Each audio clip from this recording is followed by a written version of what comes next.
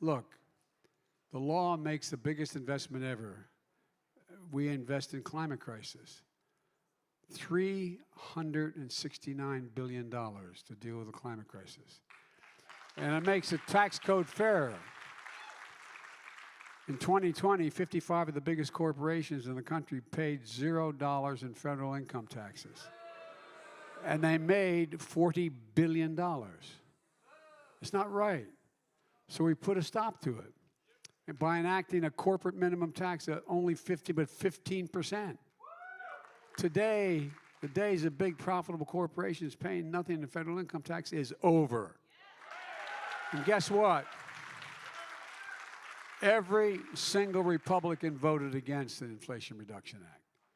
And when it actually comes to actually doing something about inflation, Republicans said no. And they said time and again that the first chance they get, they're going to repeal the Inflation Reduction Act. And here's what else Republicans are, in terms of their fiscal recklessness. Donald Trump and Republicans had no problem enacting in his 4 years a $2 trillion tax cut that overwhelmingly benefited the top 1%. And they didn't pay for a penny of it. And it massively increased the federal deficit. Meanwhile, you know, we always say the Democrats are the big spenders. We brought down the deficit.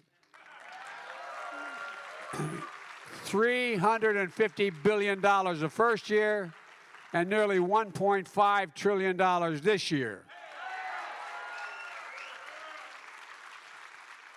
And the Inflation Reduction Act is going to reduce it another $300 billion because over the next 10 years, because Medicare can pay less for the drugs they have to buy for the seniors.